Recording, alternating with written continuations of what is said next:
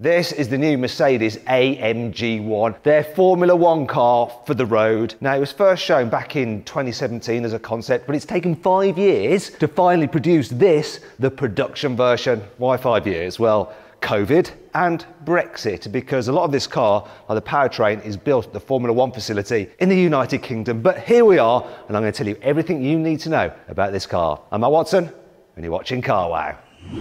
Buy, sell, Carwow. Right, let's talk about the design of this car because it is really quite incredible. So you've got these massive air vents here, and the air is channeled in and then separated using this section here. So bits go down the side of the car, bits go down the middle of the car, then exactly down the middle into that scoop. So they're separating the air out to maximise the aero and the use for that air. More on that in a moment. Check this out, right? There is no normal Mercedes badge. It's sprayed on like on a Formula One car because you don't want drag from a badge. Alloy wheels, 19 inches at the front, 20 at the back. They're forged magnesium, so they're strong and lightweight. And of course, you've got carbon ceramic brakes. Moving down the side, look at this exposed carbon fibre, just like on the Formula One car. And then you've got these ducts here, so that air has come over the top, it's been separated, and some of it goes in here into the oil cooler, help cool the engine and the gearbox. Moving around the back, loads more aero going on here. We've got a big rear diffuser, once again for downforce. Huge central exhaust pipe, like on a Formula One car, and you've got some extra little pipes there as well. This shark fin here aids stability at high speed, but the coolest thing is this. You can put the car from this road mode into track mode for maximum downforce. So look at this. It sinks by 30 millimeters.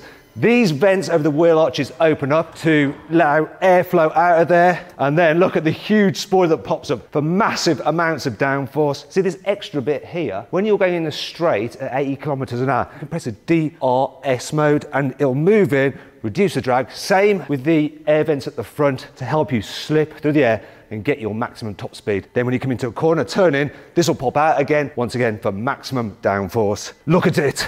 It is a thing of beauty.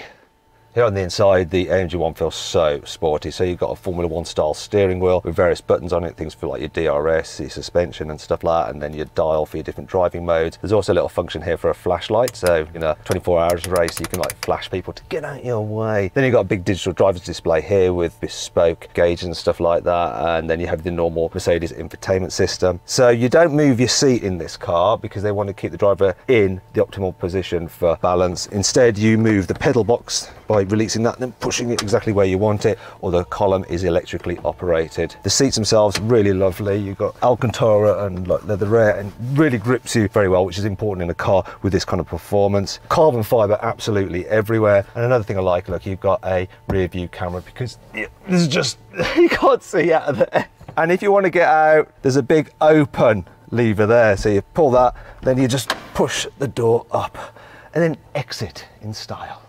Just like Mercedes-AMG's Formula One car, the AMG One is powered by a 1.6 litre V6 turbo petrol engine with hybrid technology. So the engine's mounted here, you can see part of it's just underneath this carbon fibre airbox. The turbocharger design is very clever. So you have the turbine and the compressor actually separated out at either ends of the engine, and they're connected by a drive shaft. They're also mated to a 122 horsepower electric motor, which allows you to spin up the turbocharger to 100,000 revolutions per minute, so that you have no turbo lag, and then when you've got enough exhaust gases, that takes over providing the boost. Apparently the throttle response of this engine is actually better than a Mercedes naturally aspirated V8. Incredible. Also, you've got another electric motor mounted to the crankshaft to provide some assistance to the engine, 163 horsepower. Now this engine technology is really quite clever. In a normal production car, you have a thermal efficiency of about 35%. In this, it's 40%, though in a Formula One car, it's actually 50%. And thermal efficiency basically shows how good the engine is at converting fuel into energy and not wasting it as heat. Now, the engine is mounted to an 8-speed automatic gearbox, and it's a sequential gearbox, and it drives the rear wheels. The engine is actually bolted onto the carbon fibre monocoque, and it's a fully stressed member. It provides structural support, just like in a Formula One car. Then like the suspension and everything is hung off the gearbox. Once again, that's a fully stressed member. So they're using that to provide stiffness to the car, so that they're actually trying to minimise the weight of the thing.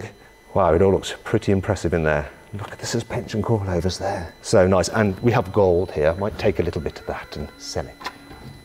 The total system output of the entire car is 1,063 horsepower, and Mercedes AMG says this car will do 0 to 100 kilometers in 2.9 seconds and 0 to 200 kilometers in 7 seconds. For a comparison, the Rimac Nevera does 0 to 200 kilometers in 5.2 seconds.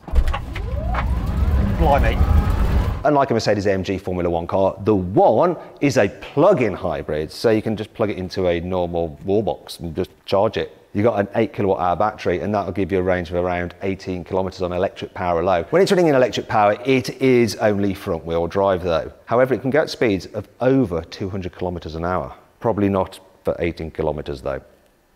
Now, one of the things that might surprise you about this car is the weight. So it actually comes in at over 1.6 tons, which is almost twice that of a Formula 1 car. However, unlike a Formula 1 car, you've got stuff like climate control, you've got airbags, you've got ABS, you've got parking sensors. You can use this thing every day. In fact, if you have a Formula 1 car, you need a whole crew to go with it and make it possible to drive the thing. The idea with this is that the crew is built into the car. And I'll tell you this now, the increased weight of this over the Formula 1 car is a lot less than the weight of the Formula 1 team and all its staff, just saying.